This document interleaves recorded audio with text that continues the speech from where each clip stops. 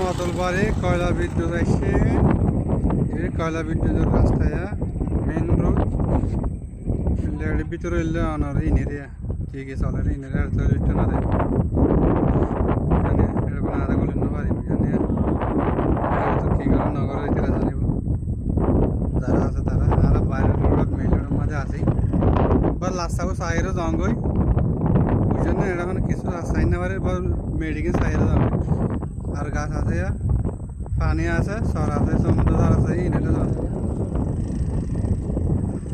ওদিন বড়ো দেখা যায় ওদিন বড়ো আছে এরপরে সন ইন্ডি বলে জল গাড়া যা জল গাড়া